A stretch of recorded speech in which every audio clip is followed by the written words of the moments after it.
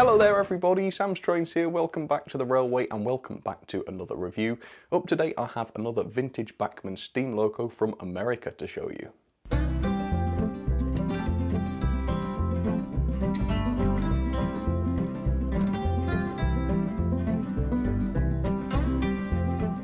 So, to give you fair warning, today's loco is not the best, okay? It's pretty old, some people I know aren't going to like it very much, and I'm probably included in that. I saw it a few years ago at a train fair, and I knew full well what they were like. I knew what I was getting myself into because I've owned a similar loco in the past, but it looked so cool and the price was about right, I couldn't resist picking it up. So the loco is this. Yes, the box says it all. It's the Bachmann HO scale 440. They've made all sorts of different 440s based on this model. This version is Union Pacific number 119, and I just decided I would go for it. It's quite an interesting locomotive, quite a famous locomotive, and the model has one or two interesting, if slightly bewildering, features. So we'll look at this today. Hopefully it will be interesting. I'm pretty sure it's not going to be a very good runner, but that's all part of the entertainment, so let's get it out and see what it's like. Alright then, so as I say, I bought this from a train fair. I've got no idea how much it cost. I think the price needed to be written on the box a few more times in order for that to be clear. I've got this kind of sixth sense which tells me it was about £50. I have no idea why I think that. It could have been a bit less. I might have bartered and got it for 45. It is quite some time ago now. I think that's quite a lot of money really for a loco as old and slightly naff as this. Bachmann have done a sort of new-tooled version of their American old-timey 440, but it's much more expensive, to the point where I couldn't really justify buying one. I might if it was Broadway limited imports or something like that, but as a Bachmann I just don't fancy it. But yeah, for 50 quid, I mean, it's an alternative, isn't it? Now, looking through the front of the box, there is obviously something quite lacklustre and naff about this loco, but there's also something really beautiful about it. The colours are fantastic. The level of detail doesn't look too bad either. Whether that is actually true, I can't remember because I serviced it when I bought it, and that was over a year ago now. So yeah, we will have to wait and see. Anyway, let me show the end of the box then. That's the first thing I will do. So it's item number 51101. It's an HO American 440 and tender, and it is in the Union Pacific. And like I say, it's number 119, which was famous for one particular reason. So stay tuned if you want to find out what that is, if you don't know already. It also says it's lighted, which I'm guessing just means that there's a bulb inside the lamp on the front there, which is pretty cool. That's nice. Maybe if it does work properly. I think it did actually. I think it did work properly after I'd serviced it. So maybe if it still does after this time, I might put an LED in there if possible. This may not be worth my time. We'll have to wait and see. Alright, so we do have, oh, I thought this was instructions. I don't think it is. Oh, look. It says a lifetime limited warranty on Bachmann locomotives. Really? Bachmann put out a split chassis locomotive and offered a lifetime limited warranty. Nothing says we don't know what we're doing more than that, in my opinion. Yeah, the split chassis locos always fail. Basically, it might take 100 years, it might just take a few, but they always fail, and this one certainly had. I had to glue it all back together. Yeah, I wonder what they would do if I sent this in to them. That would be funny. Yeah, I'm guessing the limited part of the lifetime limited warranty is the operative part there. And yes, further reading reveals that you'd have to send this warranty card in within 10 days of making the purchase in order to activate your warranty. And if you've had the loco for more than a year and you need to send it in for repairs, you have to include money in the package in order to get it done. Yes, I expected basically as much. Okay, shall we get this out then? Now, loco and tender are connected together for one very special reason, and that reason makes this model entirely unique in my collection at least, so see if you can spot what it is. Alright, so the loco itself isn't that light particularly, which is quite good, so the pulling power should be okay. Anyway, have you spotted the odd feature yet? If you're familiar with these models, you might know. Basically, this model is loco and tender driven at the same time. The motor is in the tender, but it is the driving wheels on the loco that run, and that's done with the drive shaft that you can see above the drawbar there. Very interesting. None of my locos do that except for this, which is pretty cool. But anyway, yeah, look at this. It is beautiful, I must say. It's not really detailed. It's kind of like a caricature of a locomotive, if you like. It's not quite toy-like. It's more like an ornament, I would say, a running, working ornament.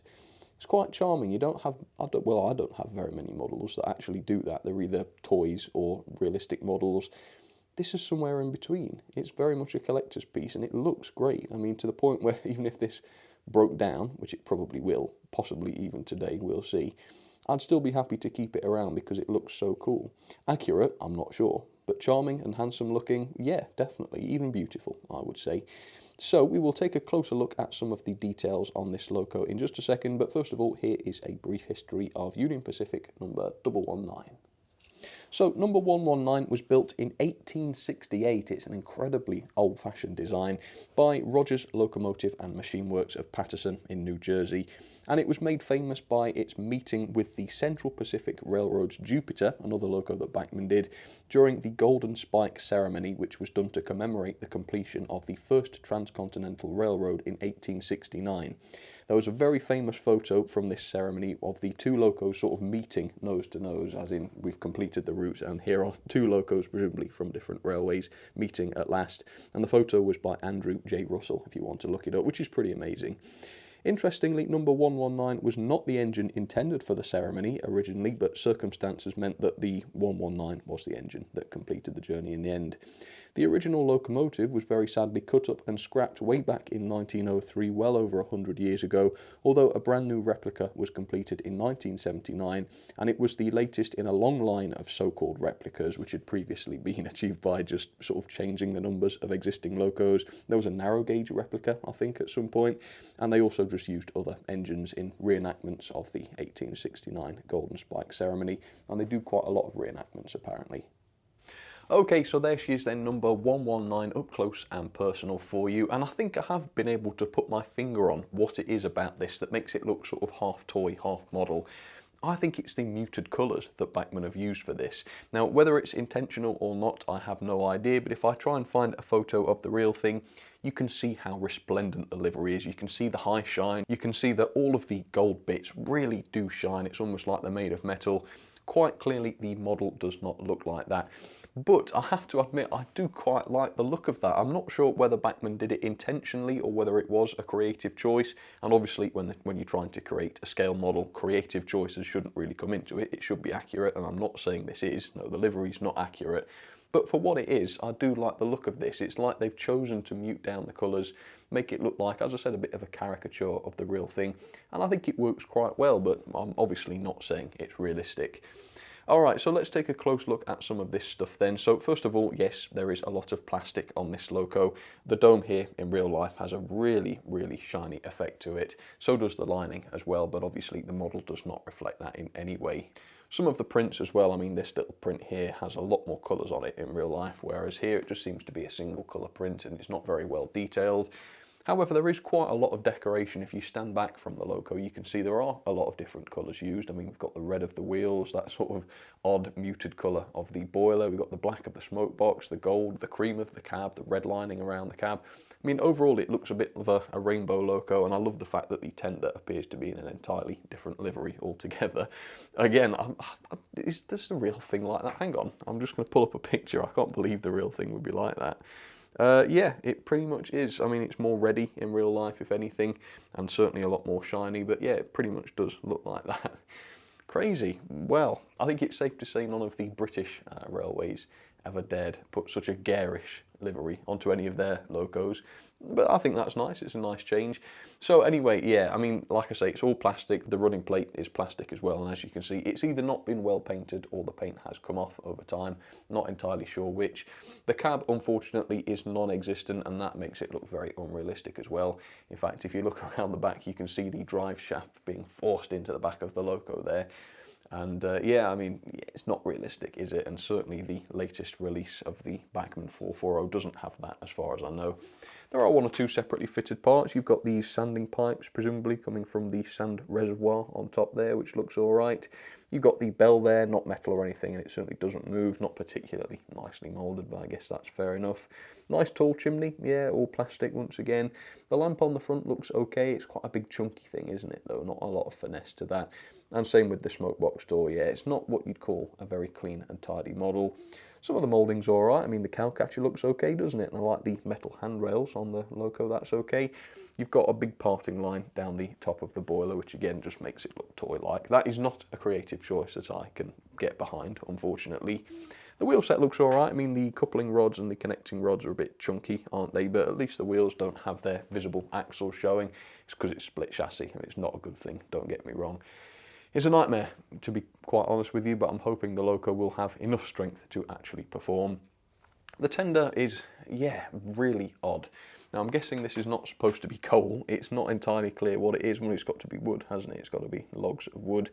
Somehow these logs, or whatever the fuel is, stands out like, I don't know, I mean that would be half the height of a person. That would be about a metre in scale, wouldn't it?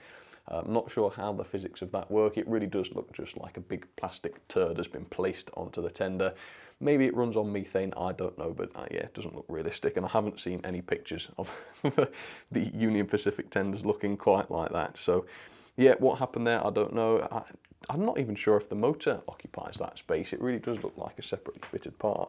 Perhaps it is though, perhaps the motor's under there. Yeah, the motor does sort of sit on its side, so maybe that's the reason. Either way, it looks like the tender's got an afro. And while there's nothing wrong with afros, I do think they look out of place in model railways, at least on locomotives. I do like the wheels. Look at the tiny little wheels. None of our British locos have such tiny wheels, and that's pretty cool. I like that. The decoration, while there is a lot of it, it's not particularly accurate to the real thing. It looks like the Union Pacific AA? Should that be RR? Those are not R's. You will not be able to convince me that those are R's. No way. Yeah, it looks like it's been done in a felt tip, doesn't it? Yeah, not very impressive by modern standards, but of course I'm being unfair. This is an old model. It's not something that's been recently released. So obviously I'm not criticising it for not being accurate or realistic. It is what it is.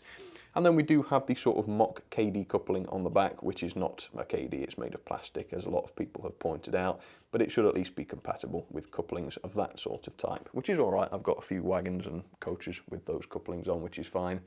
Okay, I think that's enough. It is what it is, isn't it? It's very basic. From a distance, it does look pretty cool though. I mean, you guys, you'll have seen the thumbnail of the video. It looked good in the thumbnail, right? Up close, not so much, and I think we have to be honest about that. But overall, yeah, I like it. It's a nice looking loco. The mechanism is a nightmare. I'm frankly astounded that it runs, and in fact I haven't seen it run for about a year, so it may well not run at all. We shall see.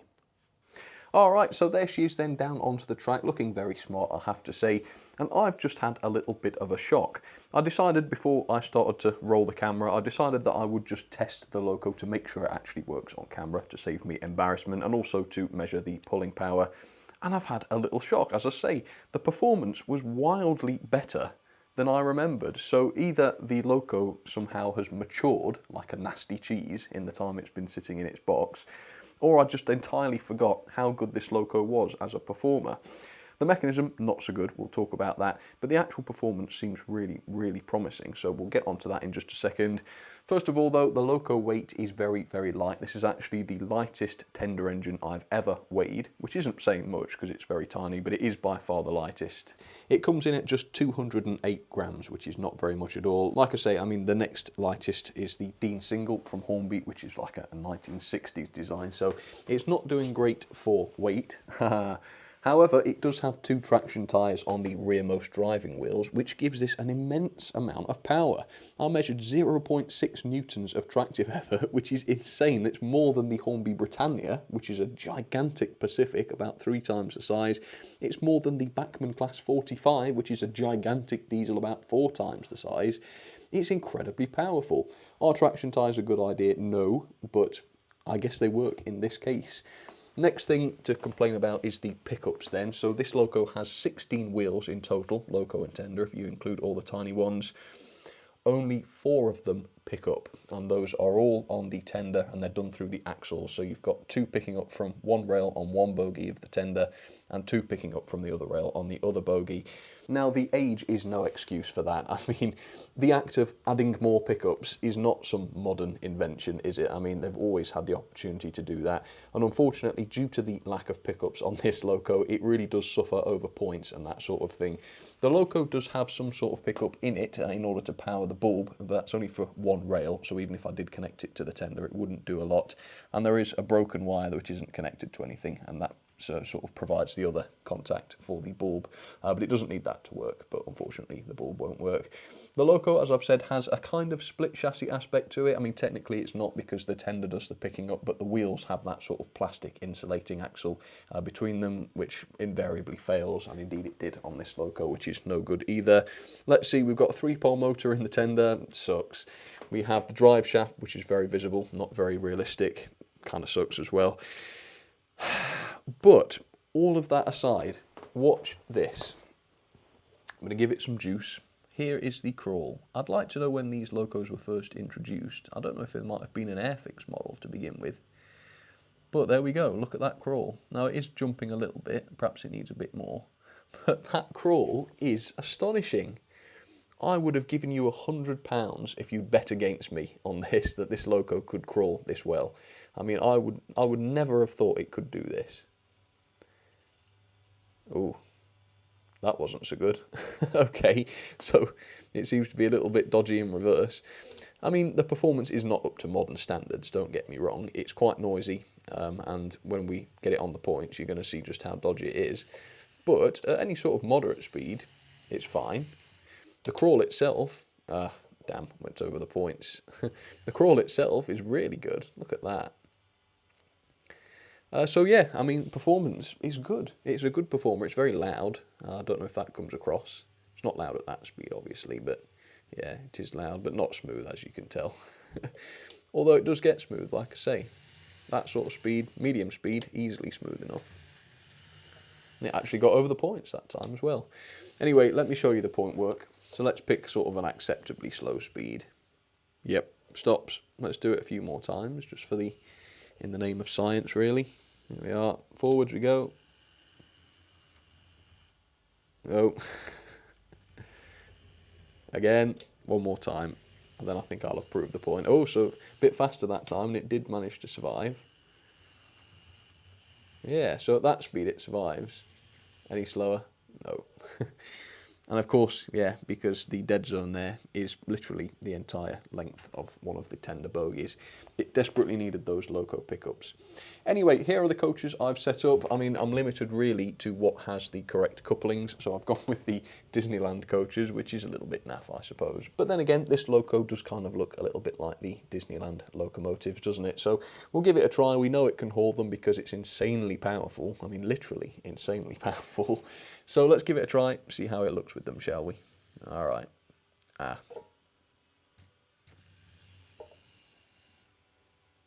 Again.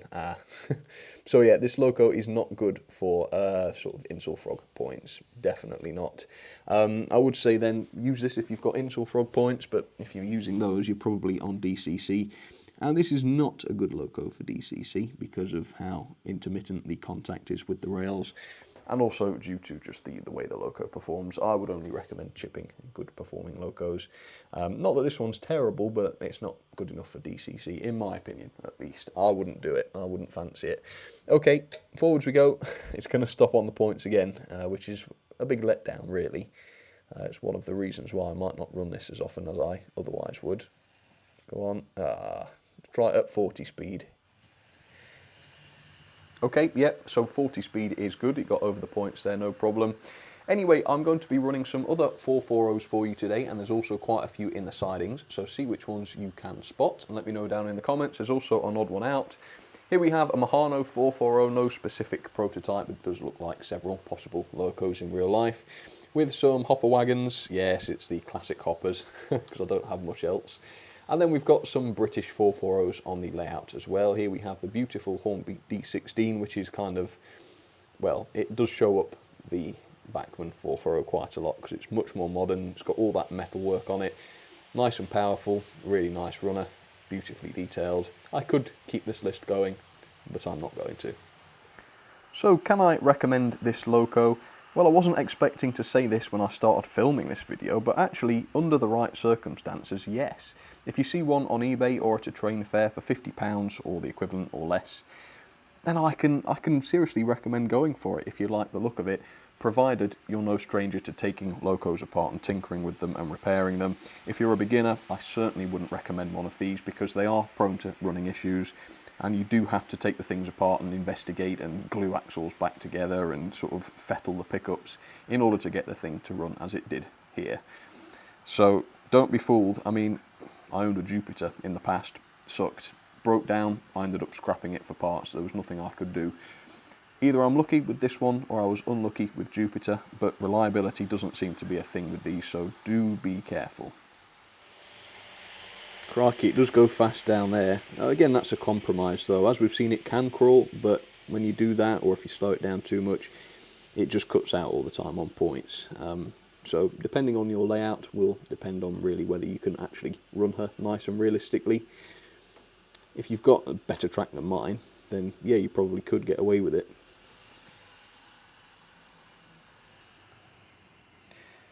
So I've now knocked it down to 30 speed, which is a bit more controlled, but as expected it does stop on the express points. There are some non-express points there, these are just standard ones. Ooh, and it just about got away with it there. Wasn't happy, it did stall a bit, but it survived. Express points though, no chance. Alright, so here are some of my ratings then for the Bachmann Union Pacific number 119. Now, as always with the older locos, a little disclaimer, my rating system was not designed for old locos like this, and I know it looks like I'm putting them down when I sort of compare them with all of my other super modern locos, but I've decided I've got to be candid about this, because if I decided to be generous and sort of rate them higher than they are, I think that would be even worse, because this could end up in the top 5 or something like that. Somebody could see that, think it's an amazing model, go out and buy one and be disappointed. And as you know, I'm always as candid as I possibly can be in these videos, and I don't want anybody getting the wrong idea. So with that, the level of detail, I've had to be honest, yes, 2-star. Some of the decoration was pretty good. None of it was really accurate as far as I'm concerned. There was no cab detail of any description, and most of the detail is just made of plastic. Yeah, I mean, overall it's quite a nice looking loco from any sort of distance, but up close it's not very convincing. The performance isn't too bad. Obviously the cutting out on the points is a major downfall, and also the noise is a bit concerning. Sometimes noisy locos are okay, but I mean this one's distractingly noisy really, so I have knocked it just half a point off as well for the extra noise. The pulling power, as I've already said, is just insane. 35 coaches on straight level track for a loco of this size is unheard of, way more than I was expecting, so that gets the full marks for power. The mechanism is just a 2-star, unfortunately. The mechanism's not very good, despite the reasonable performance. So we've only got a 3-pole motor. You've got those dodgy split chassis type wheels in the loco, which do fail, and in fact I've had to fix these. You've got that unsightly drive shaft, which obviously isn't necessary these days. It might have been in those days, but with the size of cordless motors, it's no longer necessary. And it's also got very, very few pickups. Very few of the locos and tenders wheels actually do any picking up, which is a shame. As I say, it causes that problem on the points. The build quality then I've given 3-star. I mean, generally speaking, the model is not too fragile or anything like that, partly because of the lack of detail. But equally, there's a lot of plastic on this, like I say, not very much die-cast, leaving the loco quite light, as I guess. The livery is very basic, as I've already said, not the greatest quality, and obviously those axles are all pretty naff as well. Value for money then, I mean, for 50 quid you can't really go wrong. I mean, if it was a bit cheaper, it would have been a bit better, but I'm more than happy with this for 50 quid, because it's a good runner, it looks pretty decent. If you know what you're getting yourself into, it's not too bad, I don't think. What the RRP was, I have no idea. I don't really want to know, frankly. I think it would scare me. Overall then, that is 6.26 out of 10. Not a bad score, I don't think, for an old loco. Obviously, I'm not calling it because it's old. I'm just having to rate it as I do all my locos to be as fair as possible. So into the logbook it goes, 38th, there we go, above the Hornby 52XX and below Underground Ernie, which unfortunately is quite an insult, isn't it? I don't mean that really, but there we go, there you have it.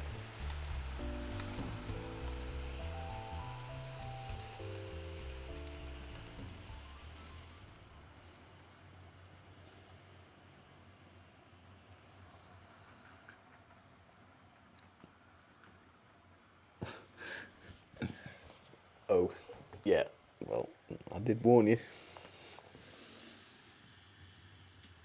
Ooh, it survived the second one that time though, that's not bad.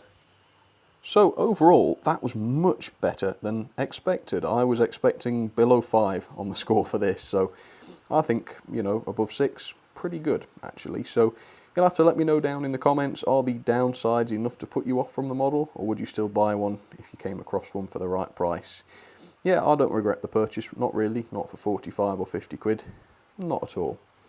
Alright folks, well I hope you enjoyed that one. Thank you very much for joining me for yet another review, and I'll see you bright and early for the next one. Alright, cheers folks, you look after yourselves.